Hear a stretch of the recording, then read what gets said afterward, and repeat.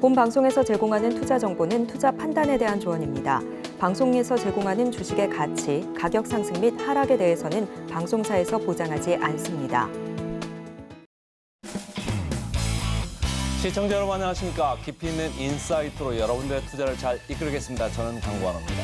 한밤에 미국 시장 오랜만에 조정을 보였습니다. 그동안 너무 잘 나갔으니까 어떻게 보면 당연한 셈이죠. 우리 시장 코스피, 코스닥 앞서거니 뒤서거니 하면서 최근 시장 이끌었는데요. 산타 랠리 분위기였습니다. 그런데 좀 산타가 좀 너무 빨리 온 거 아니냐 이런 생각이 들 정도로 상당히 우리 시장도 강했었습니다. 그리고 또 재미있는 것은 말이죠. 강세 업종이 전반적으로 좀 확산이 되었다 이런 얘기입니다. 무슨 얘기냐? 풍력, 태양광, 건설기계 이런 쪽까지도 좀 업종이 확산됐고 어제는 기아, 현대차 이런 자동차 업종까지도 강세 업종이 확산되었습니다. 자, 어제 간밤에 미국 시장, 채권 시장은 또 달렸습니다마는 사실 주식시장은 조정을 받았거든요. 우리 시장 어떻게 받아들일까요? 저희 오늘 증시팔과 함께 하시면서 알찬 정보, 인사이트 함께 찾아가시길 바라겠습니다. 바로 외신 들어갑니다. 외신 브리핑 시작합니다. 어제 3대 지수 모두 다 하락하면서 마감했습니다. 3대 지수 모두 각각 1% 넘게 빠지면서 종가를 형성했는데요. 연말 랠리를 이어가던 와중에 하루 쉬어가는 모습이었습니다. S&P 500 지수 같은 경우에는 사상 최고치를 앞둔 상황에서 하락 전환하는 모습 보이기도 했습니다. 아무래도 고점 부담에 따라서 차익 실현 매물이 좀 나오게 되면서 지수는 오늘 좀 쉬어가는 모습이었습니다.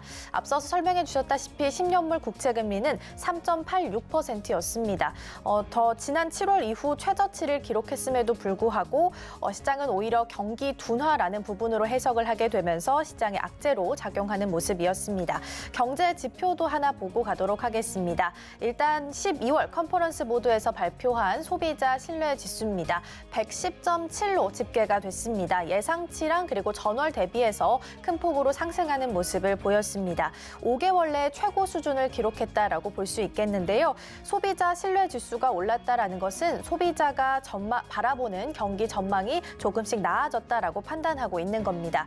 전문가들은 이번 지표에 현재 경기 그리고 노동시장에 대한 긍정적인 평가가 담겨 있다라고 해석하기도 했습니다. 그리고 로이터 통신에 따르면 미국 연착륙에 대한 기대감 또한 이 지표를 통해서 조금 더 힘을 받아갈 수 있을 것 같다라고 이야기하기도 했습니다. 계속해서 유가도 함께 확인해 보도록 하겠습니다. WTI는 배럴당 74달러 선에서 상승하며 마무리했습니다. 홍해 리스크가 여전한 가운데 상방 압력을 가하는 모습입니다. 다만 미국의 원유 재고가 큰 폭으로 늘었다라는 소식 속에 장중에 다시 한번 낙폭을 좀 키우는 모습을 보이기도 했습니다. 기사들도 이어서 체크해 보도록 하겠습니다.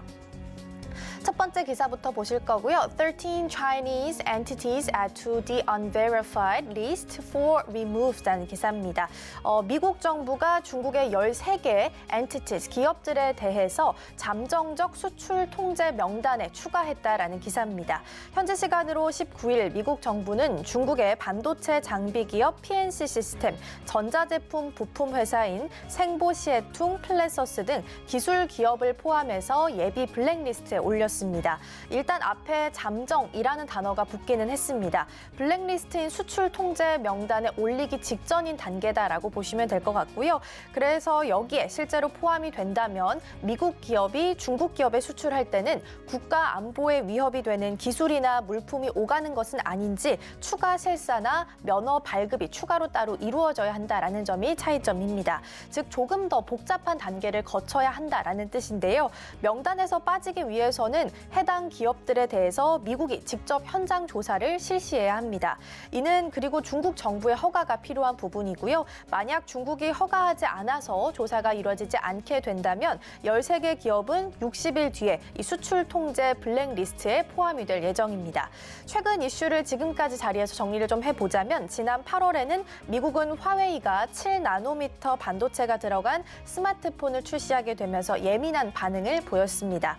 그리고 지난 10월에는 미국은 중국의 고성능 반도체 칩뿐만 아니라 저성능 칩까지도 반도체 수출 통제에 나선 바도 있습니다.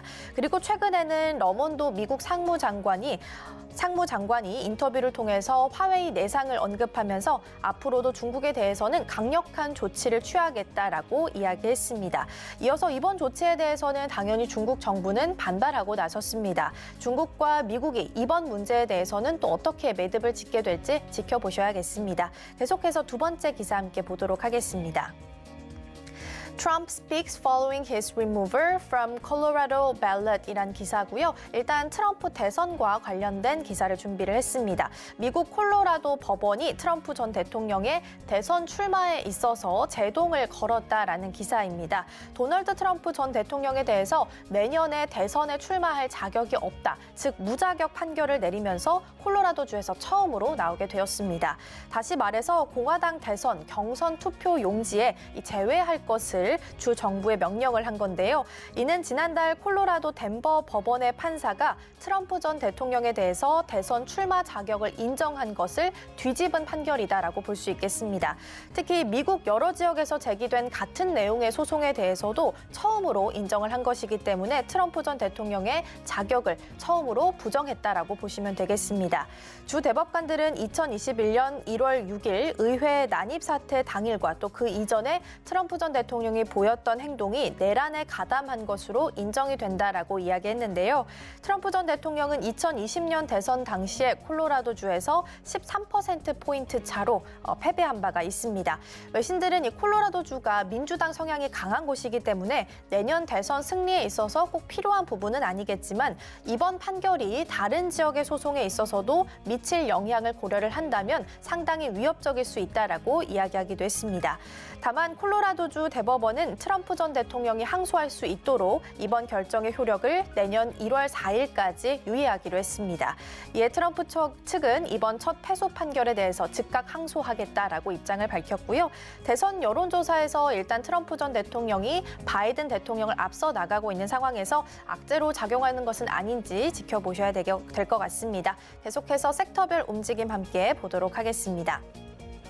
일단 전반적으로 하루 쉬어갔기 때문에 구글을 제외하고는 빅테크 기업들 포함해서 전반적으로 빨간빛이 조금 더 강한 모습입니다. 구글 같은 경우에는 영업부의 조직 개편 인사 소식이 전해지게 되면서 52주 신고가 기록하는 모습 보이기도 했는데요. 실적 발표된 부분이 있어서 좀 살펴보고 가도록 하겠습니다.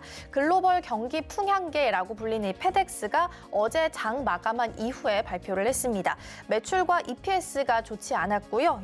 연간 가이던스도 하향 조정하는 모습이 나왔습니다. 그러다 보니까 시간 외에서도 급락이 나왔고요. 어제 정규장에서도 12%가량 빠지면서 마무리를 했습니다. 페덱스의 CEO가 불확실한 수요 환경에서 수익성의 압박을 받고 있다라고 이야기한 부분이 지수를 좀 끌어내린 것으로 풀이가 되고 있습니다. 그리고 많은 분들이 기다리셨던 마이크론 또한 실적 발표가 있었습니다. 어제 필라델피아 반도체 지수가 2% 넘게 빠졌는데요. 아무래도 마이크론의 실적 발표를 좀 보고 가자라는 관망세도 있었던 것으로 보입니다. 장 마감 후에 실적을 발표했는데 예상보다 좋았습니다. 매출은 47억 3천만 달러, 영업 손실은 11억 2,800만 달러를 기록을 했고요. 주당 순손실은 95센트였습니다. 적자긴 하지만 시장 예상치를 상회하는 수치였습니다. 매출은 전년 1분기보다 16% 정도 늘었고요. 그러다 보니까 앞으로 반도체 경기가 회복될 수 있겠구나라는 시그널을 받아볼 수도 있었습니다. 그래서 마이크론은 이날 정규장에서는 실적 발표를 기다리면서 4% 넘게 빠졌습니다. 그리고 예상보다 좋은 실적 발표가 나오게 되면서 애프터마켓에서는 3.89% 상승하면서 마무리하고 있습니다. 자, 그렇다면 이번에는 특징주 이어서 살펴보도록 하겠습니다. 첫 번째 알리바바부터 함께 보시죠. 전일 대비해서는 2.7% 정도 좀 크게 밀리면서 마무리했습니다. 알리바바 그룹이 전자상거래 부진에 따라서 책임자 경질이라는 강수를 두기로 했습니다. 알리바바 그룹에서 전자상거래 부문은 전체 매출에 있어서 40% 정도 부분을 차지를 하고 있습니다. 그렇기 때문에 이 전자상거래 섹터의 부진함을 개선하기 위해서 기존의 다이산을 자리에서 물러나게 했습니다. 다이산은 마윈이 1999년 알리바바를 창업할 당시 함께했던 18명의 멤버 중 한 명인데요. 인사 개편으로 알리바바 그룹의 주력 플랫폼 사업인 타오바오 그리고 티몰의 부분은 앞으로 우융밍 CEO가 이끌도록 했습니다. 사실 최근 알리바바는 다른 기업들에 비해서는 주가가 계속해서 위축되는 모습을 보이기도 했습니다. 게임이나 소셜미디어 분야에서는 텐센트 홀딩스에 밀리고 있고요. 또 전자상거래 분야에서는 테무를 앞세우고 있는 핀도더에 밀리는 모습 보이기도 했습니다. 실제 실제로 핀도더 주가만 보자면 올해 들어서 80% 정도 상승을 했는데요. 알리바바는 반대로 14% 정도 하락하기도 했습니다. 지난 상반기 알리바바는 회사를 6개 부문으로 나누어서 분할하겠다라는 계획을 발표하기도 했지만 이는 철회했습니다. 인적 쇄신을 통해서 알리바바가 내년에는 다시 한번 고개를 좀 들 수 있을지 기대해 보셔도 좋지 않을까 싶습니다. 계속해서 특징주들 살펴볼 거고요. 테슬라 먼저 보겠습니다. 전일 대비해서는 3.92% 정도 하락을 했고요. 이어서 메타 함께 보시면 0.31% 약보합순에서 마무리했습니다. 그리고 마지막으로 아마존 함께 보시면 1.09% 하락하면서 마무리했습니다. 전 세계 억만장자 중에 올해 재산을 가장 많이 늘린 인물은 일론 머스크 테슬라 CEO로 나타났습니다. 포브스가 집계한 2023년 가장 많은 부를 얻은 10명의 억만장자 중에서 2위는 마크 저커버그 메타 CEO, 그리고 3위는 제프 베이조스 아마존 창업자가 자리를 하게 됐습니다. 머스크의 순 자산은 올해에만 약 140조 8천억 원이 늘면서 총 약 331조 1천억 원에 달하는 것으로 추정이 됐습니다. 머스크는 올해 X를 책임지면서 여러 가지 논란에 휩싸이기도 했습니다. 그럼에도 불구하고 이 테슬라의 주가가 작년 말 대비해서 2배 이상 상승했고요. 또 머스크가 지분을 소유하고 있는 스페이스X도 로켓 발사를 성공시키게 되면서 기업 가치가 상승함에 따라 부가 계속해서 축적되고 있었습니다. 2위 저커버그는 메타의 주가 폭락 그리고 수익 감소 등에 따라서 4분기 대규모 감원 등으로 유난히 힘든 한 해를 보냈습니다. 메타의 주가가 올해 들어서 지난 15일까지 178% 정도 상승하면서 약 97조 1천억 원의 자산을 추가를 했습니다. 3위 아마존의 베이조스는 아마존 주가가 올해 79% 상승한 영향으로 순 자산이 올해 약 84조 4천억 원이 늘면서 총 약 223조 6천억 원을 소유하게 됐습니다. 더불어 상위 10명 중에 7명이 기술 분야 갑부들로 AI 열풍 등으로 인해서 주가가 높은 상승률을 기록함에 따라서 더 큰 부를 축적할 수 있었다라고 합니다. AI 열풍이 계속되는 가운데 내년 말에는 이 순위의 변동이 좀 있을지 이 부분도 확인해 보셔도 재밌을 것 같습니다. 지금까지 외신 브리핑이었습니다.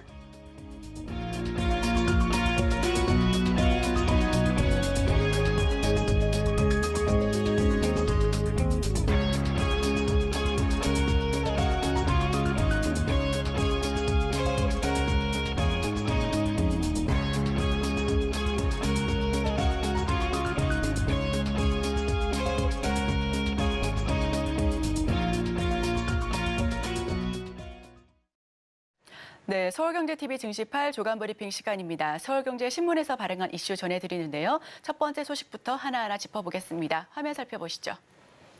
카카오페이, 미 증권사 시버트 인수 무산, 첫 번째 소식으로 카카오 소식을 전해드립니다. 카카오페이가 미국 종합증권사 시버트에 대한 경영권 인수가 무산됐다라는 소식인데요. 카카오 창업주인 김범수 씨는 카카오 경영진의 SM엔터테인먼트 시제 조종 의혹에 따른 사법 리스크가 악영향을 미친 것으로 풀이되고 있습니다. 사법적인 낙인이 찍히면서 해외 진출로 활로를 모색하던 카카오페이와 카카오의 경쟁력이 악화될 수 있다라는 우려감도 나타나고 있는데요.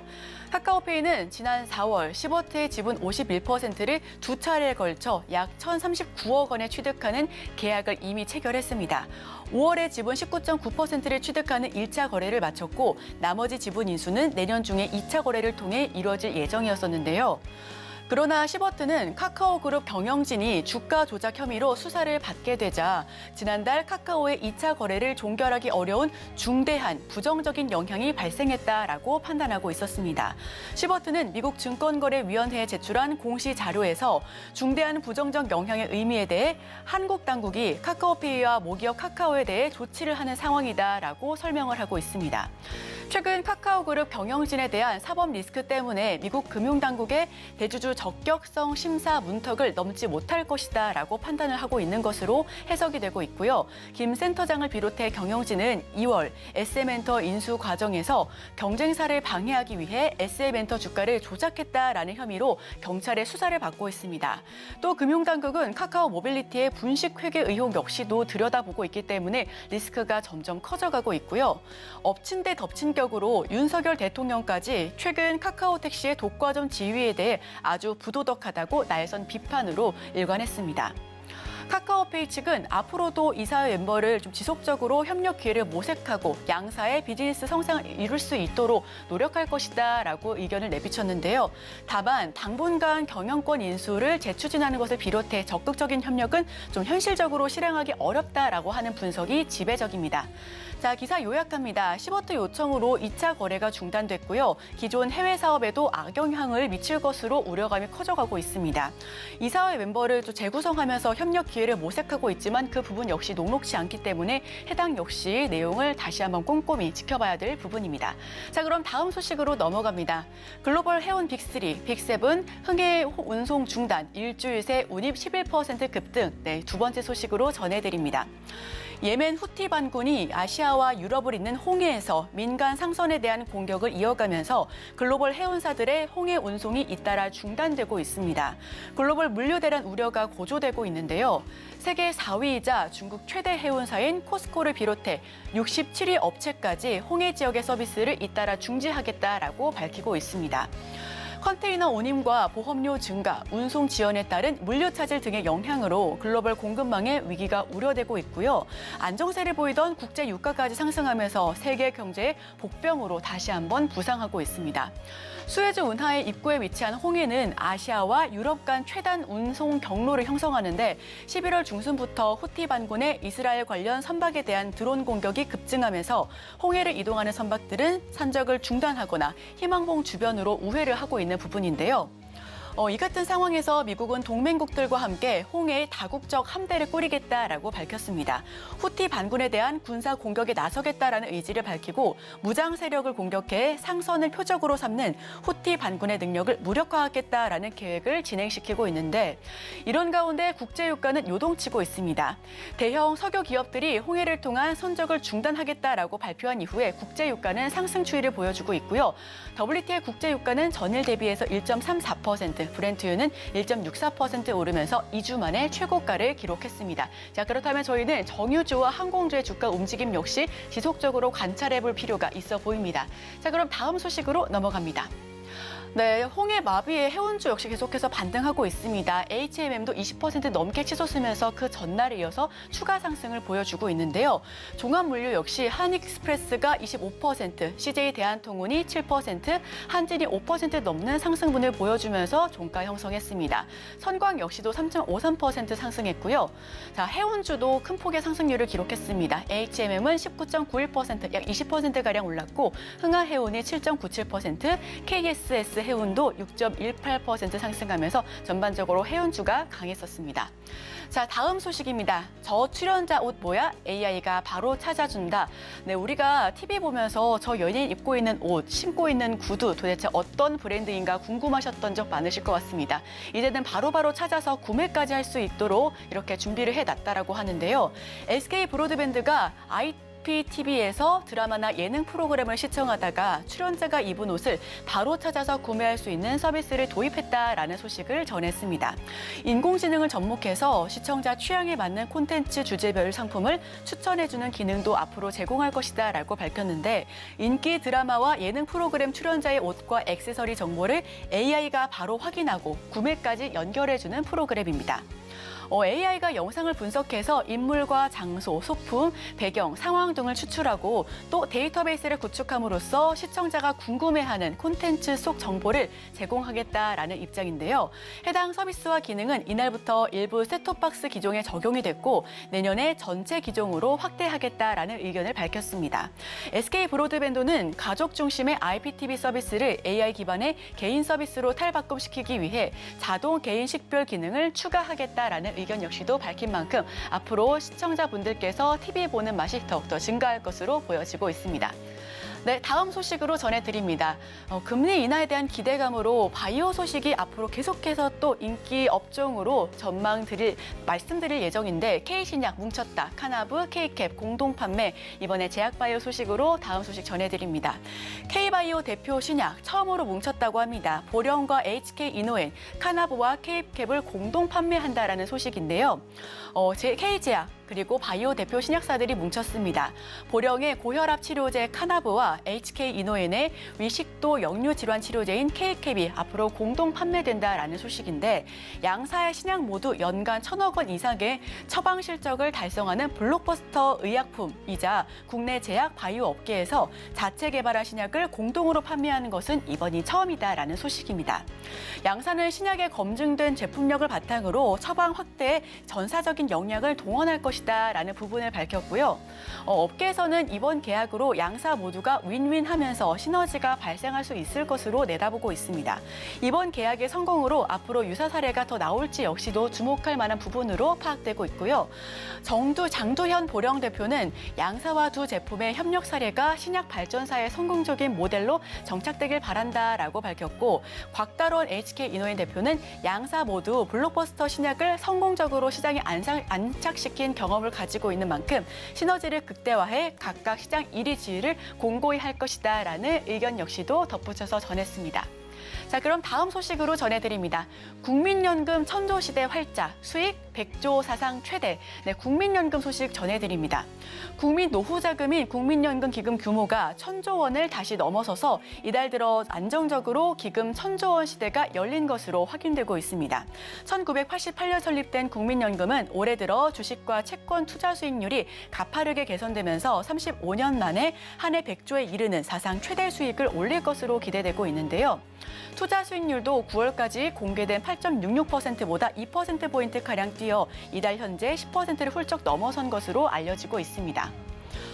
국민연금은 최근 증시가 상승세를 보이고 있고 채권 평가액도 늘면서 기금 전체 수익률을 견인한 것으로 분석된다라고 파악을 하고 있고요. 전체 기금 규모가 12월 들어서 안정적으로 1,000억 원을 넘어 유지되고 있다라고 전했습니다. 업계에서는 국민연금이 올해 사상 최대 규모인 100조 원 이상의 수익금을 올릴지에 대해서 관심이 쏠리고 있고요. 이 부분 역시도 함께 확인하시면 좋을 것 같습니다. 국민연금이 올해 100조 원이 넘는 수익을 올린 배경에는 미국 연준의 기준금리 인하 시그널에 주식과 채권 가격이 모두 오른 데다가 지난해 9월 취임한 금융 전문가인 김태현 국민연금공단 이사장이 기금 운용 수익률 개선에 드라이브를 건 성과라고 평가되고 있고요. 국민연금은 기금 운용 인력이 확대되는 것도 적극적으로 추진하고 있습니다. 내년 3월까지 국내외 주식 및 채권 그리고 대체 투자 등에서 운용 전문가 27명을 신규 채용할 계획 역시도 밝힌 만큼 앞으로 국민연금의 수익률 역시도 조금 더 고공행진할 수 있지 않을까 하는 기대감 역시 높아지고 있습니다. 네, 다음 소식은 IPO 소식 전해드립니다. IPO 시동건 토스 2025년 상장을 목표로 한다. 네, 이번 소식은 IPO 관련된 토스 소식인데요. 모바일 금융 서비스 업체 토스를 운영하는 핀테크 기업 비바리 퍼블리카가 기업 공개 준비에 착수했다라는 이야기입니다. 업계는 비바리 퍼블리카의 IPO 시점을 2025년 이후라고 내다보고 있는데요. 비바리 퍼블리카의 누적 투자 금액은 1조 6천억 원으로 집계되고 있습니다. 기업 가치는 9조 1천억 원, 한때 기업 가치는 15조 원 이상을 목표하기도 했지만 고금리 장기화로 인해서 투자 심리가 악화된 부분 역시도 조정을 받고 있는 부분으로 풀이되고 있고요. 데카콘, 즉 기업 가치가 100억 달러 이상인 비상장 스타트업 등극에는 실패한 부분이 조금 아픈 부분입니다. 비바리 퍼블리카가 IPO 과정에서 원하는 수준의 몸값을 인정받으려면 주관사 선정 이후에 적극적인 좀 전략적인 접근 방식이 필요하다라는 관측이 잇따라 나오고 있고요. 여기에 어제는 토스 관련주가 일제히 상승폭을 보였습니다. 실시간으로 가파르게 상승하고 있었던 급등주에도 이름을 올렸었죠. 이월드가 29.968% 상승하면서 가격 제한폭까지 올랐고요. 한국전자인증이 21%, 한화투자증권은 6%, 다올투자증권은 2.72% 강한 모습으로 종가 형성했습니다. 네, 마지막 소식으로 전해드립니다. 한화오션에 이어서 LG디스플레이, 대한전선도 초대형 유증, 개인만 비명. 네, 마지막 소식으로 전해드릴 텐데요. 고금리 장기화 속에 대기업들의 구조조정이 하반기 잇따르면서 운영자금 조달과 시설 투자 수요를 감당하기 위해 대규모 유상증자에 나서고 있는 상장사들이 속출하고 있다라는 소식입니다. 지금 보시면 하반기 주요 대기업 유상증자 결정 그리고 추진한 종목들 살펴보실 텐데요. 페오노션 같은 경우에는 결정 같은 경우 12월 말에서 내년 내년 초로 보여지고 있고요. 규모는 최대 3조 원입니다. LG 디스플레이는 1조 3,578억 원, 대한전선은 5,257억 원으로 집계되고 있는데요. 해당 내용 역시도 구조조정과 신사업 자금 조달 목적이라고 보여지고는 있지만 주식가치 희석에 주주 손해가 막심하다라는 불만 역시 나오고 있는 부분입니다. 자, 그럼 제가 준비한 소식은 여기까지입니다. 앞으로 계속해서 오늘의 일면을 통해서 전문가 의견까지 적극적으로 들어보고 수혜주까지 알아보겠습니다. 저희와 끝까지 함께 하시죠.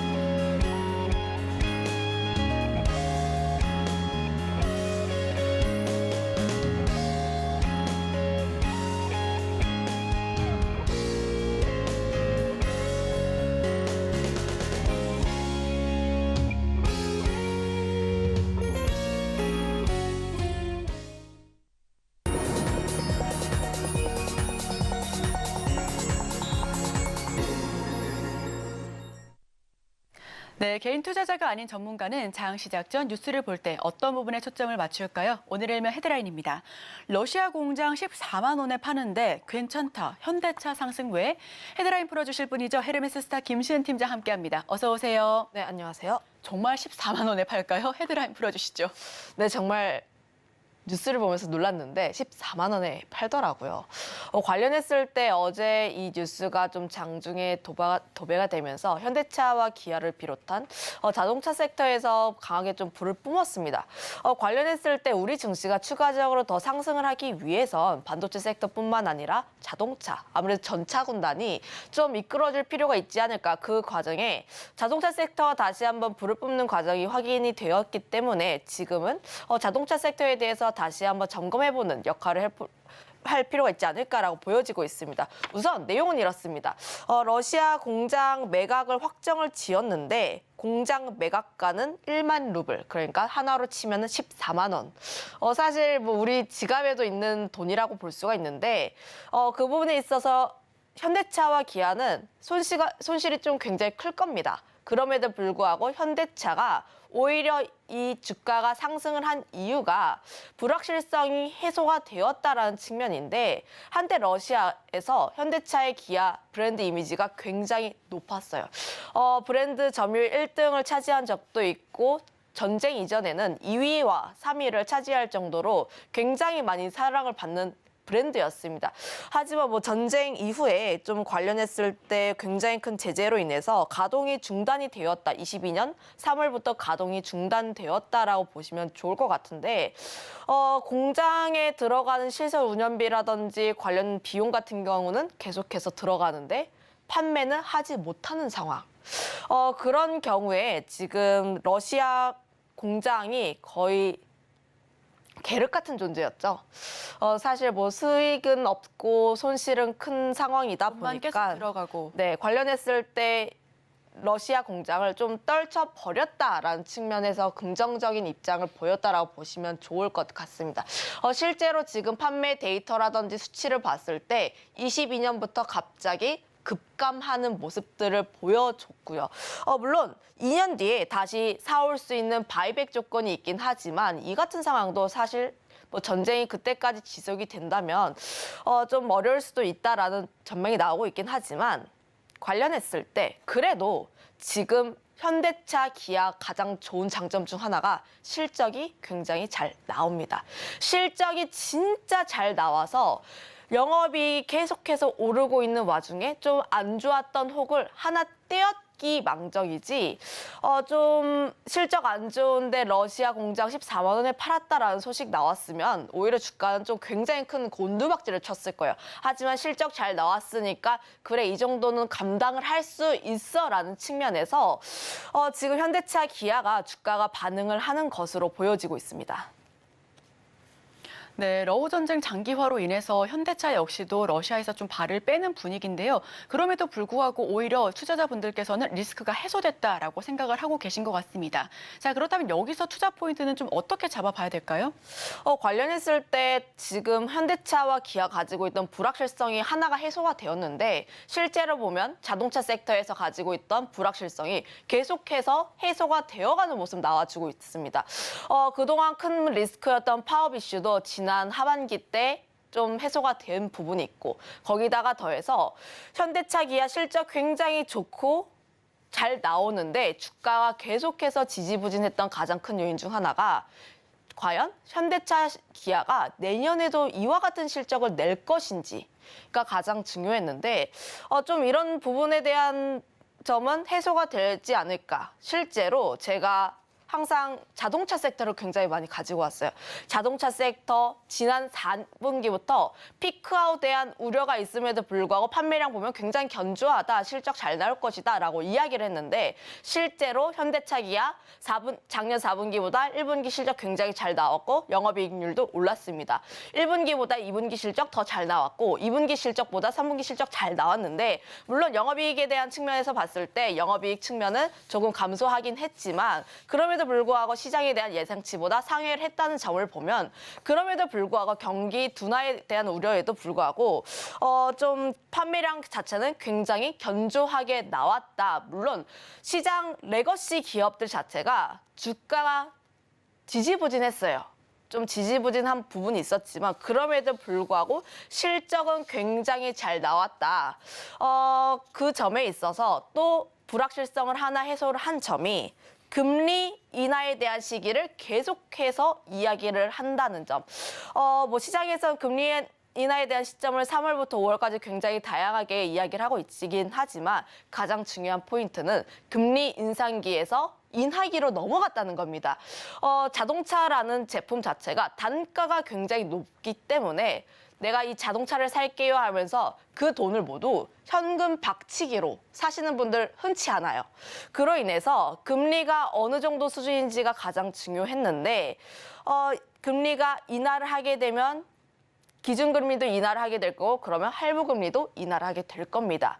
결국은 자동차의 Q단도 함께 증가할 수가 있는 요소가 굉장히 많기 때문에 관련했을 때 좀 더 긍정적인 효과를 나올 수가 있다는 점. 거기다가 더해서 현대차라는 브랜드가 다른 기존에 굉장히 짱짱하게 판매를 하고 있던 유럽 브랜드의 자동차라든지 가격 대비했을 때 가격이 좀 저렴합니다.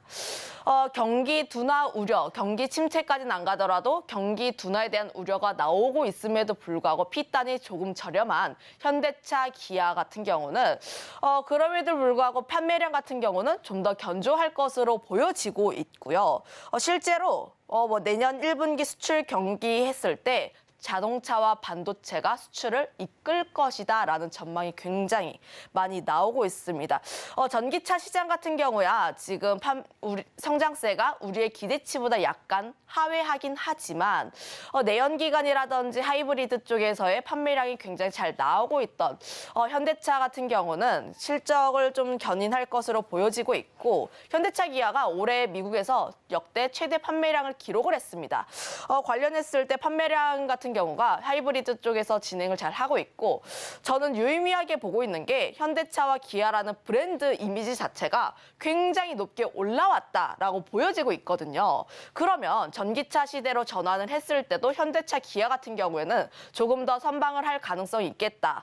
특히 현대차, 기아가 좀 관련했을 때 기존 완성차 업체들 중에서 전기차 사업부에서 유일하게 수익을 내는 기업입니다. 그러면 전기차 IRA 법안에 대해서 확정이 나오게 되는데 관련했을 때 조금 더 수혜를 받을 가능성이 높다는 점. 아직까지 현대차, 기아 IRA 수혜 받지 못하고 있습니다. 그런데 내년부터 세액공제 완전하게 받는 자동차 기업들이 조금씩 줄어드는 상황이 나올 수가 있겠고, 거기다가 더해서 현대차, 기아가 내년 조지아주에 전기차 전용 공장을 가동을 할 예정이다 보니까 이런 현대차, 기아가 가지고 있던 불확실성을 하나씩 해소를 한다. 그러면 과연 현대차, 기아 지금 실적 잘 나오고 있고 내년 같은 경우에도 견조하게 나올 것으로 예상을 하고 있는데, 그러면 자동차를 안 볼 이유가 있지 않냐. 봐야 한다. 이렇게 정리를 하도록 하겠습니다. 네, 우리 김시은 팀장은 자동차도 금리 인하 수혜주다라는 이야기를 하면서 사실 지금까지 자동차 관련된 종목 이야기했을 때 기아와 현대차가 대표적으로 고배당주 그리고 저평가 종목이다라는 이야기를 했었었는데요. 여기에 실적까지 더 잘 나오는 만큼 자, 그렇다면 여기서 최선호수는 어떤 종목 오늘 추천해 주실까요? 사실 지금 가장 대형주 단에서 보면 현대차, 기아의 흐름을 보는 게 맞아요. 아무래도 현대차, 기아 흐름에 따라서 부품주도 함께 연동되는 경향이 굉장히 강하기 때문에 가장 먼저 봐야 하는 것은 현대차, 기아입니다. 그중에서 기아의 흐름을 가장 먼저 보는 게 좋지 않을까라는 의견 드려보도록 하겠는데, 우선 차트 흐름을 보면서 이야기를 할게요. 어제 굉장히 큰 불을 뿜으면서 9만 원 라인대를 돌파를 했습니다. 사실 기아 같은 경우가 9만 원 라인대에서 악성 매물대가 굉장히 많았는데, 이 악성 매물대 라인대를 천천히 11월부터 소화해 나가면서 뚫고 올라가는 모습이 보여졌어요. 심지어 어제 같은 경우는 외국인과 기관의 쌍끌이 매수로 인해서 상승한 부분이 있습니다.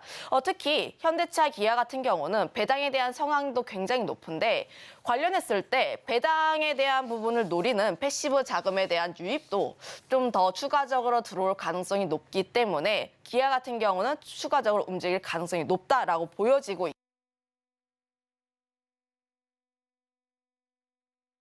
있습니다. 기아의 가장 큰 윗라인대가 10만 원 라인대입니다.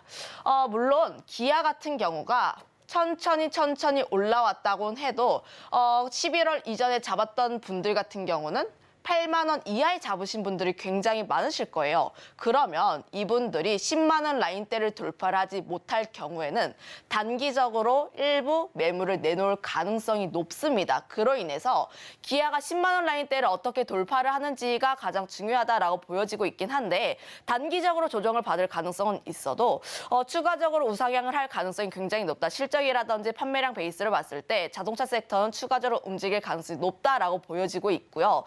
다음에 현대차를 보도록 할게요. 현대차 같은 경우도 전고점을 향해서 달려가고 있는 중입니다. 물론 기아가 박스권을 뚫으면서 먼저 움직이긴 했어요. 그러면 현대차 같은 경우에도 아직까지 박스권 상단까지 상단이 좀 남아있기 때문에 추가적으로 움직일 가능성이 더 크다라고 보여지고 있어서 현대차 같은 경우도 추가적으로 움직일 가능성이 굉장히 높다.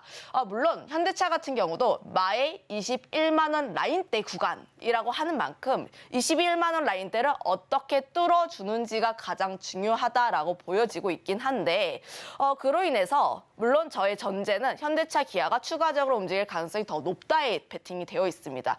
그러면 부품주 같은 경우에도 탄력적으로 움직일 가능성이 굉장히 높은데, 완성차 대비했을 때 가장 탄력적으로 움직이는 부품주 3대장이 있는데 SL이라든지 화신, 서현, 이화가 대표적이라 보니까 지금 단기적으로 베팅을 하실 분들 같은 경우에는 조금 더 탄력적으로 움직이는 종목군들에 관심을 가져보시면 좋을 것 같고요.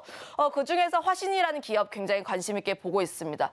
자동차 샤시를 하고 있는 기업인데 친환경 경량 알루미늄이라든지 배터리라든지 신사업을 확장하는 모습들이 나와주고 있고, 화신 같은 경우에도 기존의 자동차 섹터 랠리 나왔을 때 강하게 움직였다가 조정 굉장히 크게 받았고 지금 매물대 딛고 다시 한번 움직이는 모습이 나와주고 있습니다. 물론 120선 라인대를 어떻게 돌파를 해주는지가 가장 중요하긴 하나, 화신 같은 경우를 봤을 때 실적 대비했을 때 굉장히 저평가를 받고 있다라고 판단을 하고 있어서 지금 현재 구간에도 접근하기 굉장히 괜찮다라는 평을 하고 싶습니다. 네, 오늘 일면 자동차 관련된 종목들 알아봤습니다. 매 분기마다 피크아웃에 대한 우려는 있었지만 그럼에도 불구하고 매 분기마다 실적 서프라이즈를 보여줘 왔는데요. 이번 4분기 역시도 함께 지켜봐 보시면 좋을 것 같습니다. 지금까지 헤르메스 스타 김시은 팀장과 함께했습니다. 오늘 말씀 고맙습니다.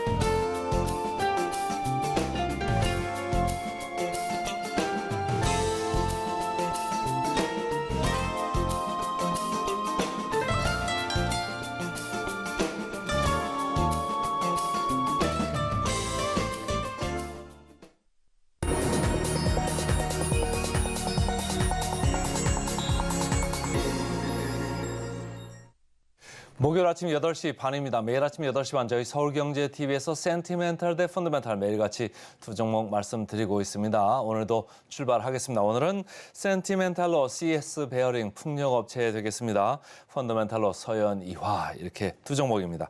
자, 센티멘탈부터 좀 볼까요? 최근에 미국 금리가 내려가면서 말이죠. 주가 보시죠.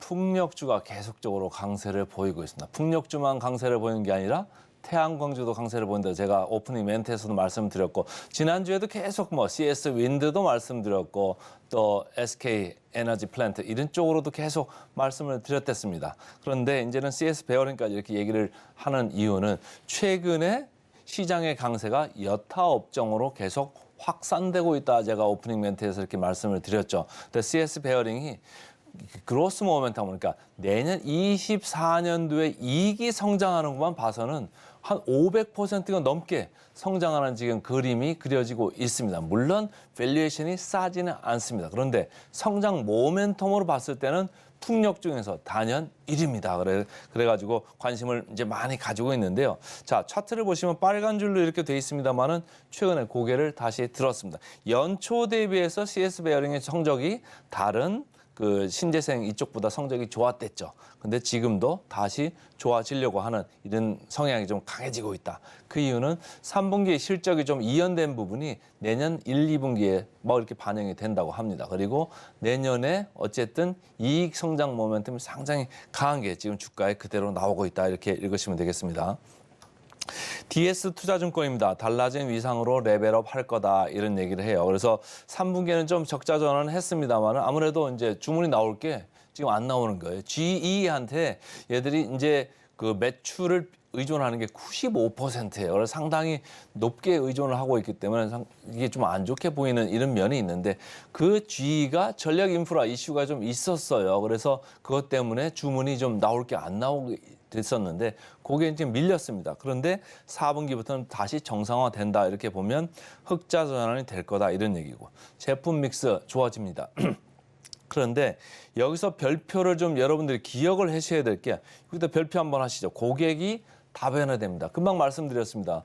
GE한테 95% 매출을 의존을 하고 있던 게 24년도 가면 70%로 내려갑니다. 그러면 누가 신규 고객으로 들어올까요? 바로 이 빨간 줄입니다.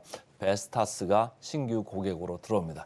지난 1년 4개월 동안 테스트하던 게 있었는데 그게 6메가와트 블레이드 베어링 이쪽에 초도 물량이 드디어 나오기 시작하고 매 월 단위로 이렇게 나온답니다. 그러면 이게 이제 매출이 올라갈 텐데 GM만 바라보고 있던 이 CS 베어링의 플러스에서 베스타스까지 이렇게 들어옵니다. 그러면 밸류에이션이 다시 리레이팅할 가능성이 있습니다. 그래서 업종 내 최선호주로 DS 투자증권은 이야기하고 있습니다. 미래에셋증권입니다. 탈GE가 시급하다 이런 얘기죠. 너무 의존을 많이 하고 있다 이런 얘기고 현재는 이제 가격 경쟁력이 상당히 좋죠. 저렴한 단가입니다. 거꾸로 얘기하면 수익성이 안 나온다는 얘기예요. 매출이 있으면 뭐합니까? 수익성이 좀 나와야 되는데 다른 쪽으로 가고 제품 믹스도 고부가 가치 쪽으로 가면서 수익성이 급격하게 좋아진다. 내년에는 500% 이상 이렇게 좋아지는 그런 그림을 그리고 있다. 이렇게 얘기를 하고 있습니다. GE하고는 13년간 사업 이제 그 동반자 이런 느낌으로 가고 있었는데 베스트스 같은 고객이 들어올 거다. 고객이 다학화된다 이런 얘기예요. 최근에 풍력 쪽에는 관련해 가지고 여러 가지 안전 이슈가 있었습니다. 그런데 제품 문제도 있었죠. 그런 걸 하면서 베스타스하고 제품을 다시 이렇게 테스트를 하는데 통과를 한 거 아닙니까? 그러니까 지금같이 이렇게 민감한 시대에 지금 제품 테스트를 통과를 했다 이런 얘기는 이 CS 베어링이 공급하는 그 제품 자체가 아주 좋다 이런 얘기예요. 가격도 좋으니까 베스타스에서 했겠죠. 그러니까 이게 상당히 앞으로 회사가 커나가는데 이게 동력이 될 수 있다 이런 얘기고 24년도에 베트남 2공장이 이제 완공이 되면은 여기서 다시 성장 동력이 나올 거다. GE가 이제 터빈 그런 공장을 갖다가 이제 하는데 여기에 들어가는 그 모멘텀이 될 거다 이렇게 얘기를 하는 겁니다. 최근에 주가 보면은 아까 말씀드린 대로 주가가 고개를 살짝 들려고 하고 있어요. 여기 물론 장기 이동 평균선이 있고 지금 간밤에 미국 시장이 좀 조정을 받았죠. 그래서 조금 밀릴 수는 있습니다만 다시 밀려 내려가는 그 어느 선상에서 조금 다시 긍정적으로 보시면 좋을 것 같습니다. 일단은 외국인 기관이 쌍끌이 매수를 하는 게 어제 제 레이더에 포착이 됐습니다. 역사적 밸류 밴드로 보셔도 지금 하단에 이렇게 중하단 정도에 있죠. 그러니까 크게 부담은 안 됩니다. 물론 이 밴드 자체가 절대적으로 낮다는 얘기는 아니에요. 그렇지만은 조금 이 회사의 고유의 밴드를 봤을 때는 중하단, 낮게 위치되어 있다 이렇게 보시면 되고요.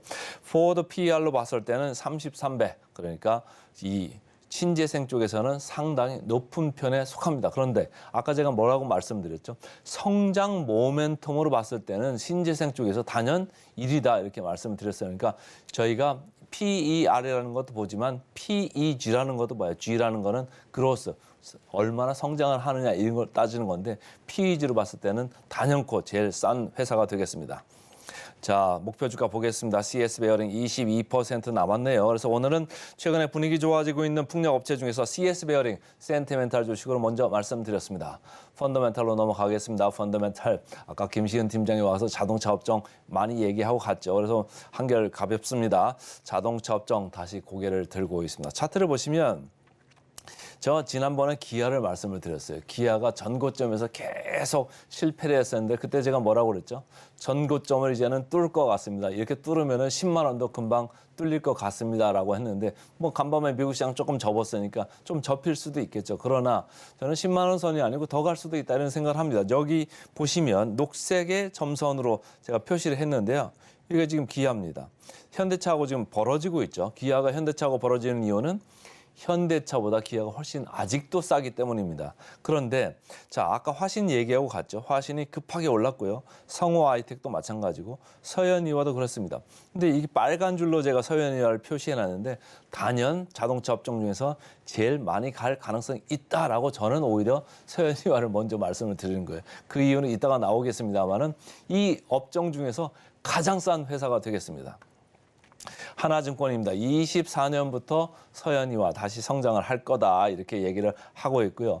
3분기부터 수익성이 다시 좋아져서 OP 마진이 6%대에 지금 와 있다 이런 얘기고 24년, 25년에는 신공장 이제 이렇게 가면서 외형이 추가적으로 갑니다. 그리고 그 서현이와의 이제 또 자회사를 미국에서 연결을 해놓은 게 있죠. 그게 24년 전체적으로 들어오면서 이제 성장이 될 거고 25년도 계속 갑니다. 그런데 신규 공장이 돌아가니까 어떻죠? 비용이 좀 올라올 수는 있죠. 그런데 어쨌든 성장은 가속화될 거다 이런 얘기고 이 서현이와의 단점은 너무 현대차 기아 여기 의존도가 많다는 얘기가 거의 75%, 70% 이 정도 하고 있거든요. 요게 좀 문제이긴 합니다만은 그래서 저평가를 받고는 있습니다만 너무 그래도 너무 저평가 아니겠느냐 이런 얘기를 하고 있습니다. 유진투자증권입니다. 고객사 글로벌 증설의 수혜가 있다. 이런 얘기고 1,000억 원 신공장 얘기했었죠. 그래서 고부가가치 비중 올라갈 겁니다. 이런 얘기니까 수익성이 올라갑니다. 이런 얘기고 지금 기아가 인도에 들어가가지고 이제 매출을 급속도로 올리고 있습니다. 비중이 뭐 예전에 한 12%대에서 내년에 20%대까지 올라갈 거라고 봅니다. 그럼 서현이와도 같이 가는 거니까 성장이 되겠죠. 그래서 상장이 이 고성장성 요거에 대해서 주가 리레이팅이 있을 것 같다 이런 얘기를 하는 겁니다.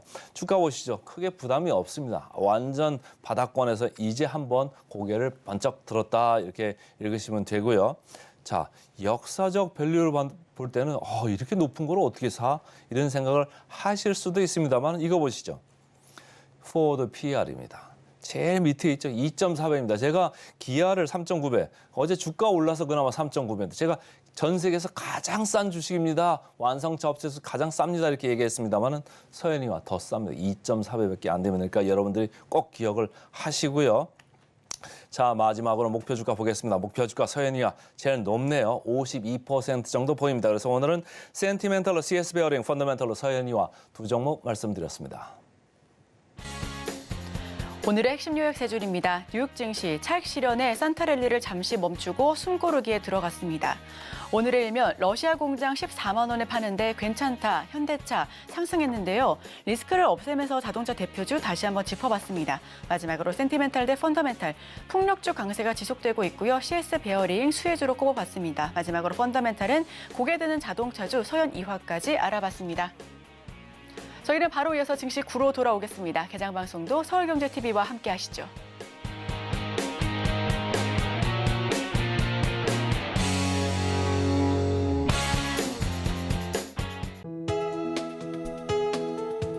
본 방송에서 제공하는 투자 정보는 투자 판단에 대한 조언입니다.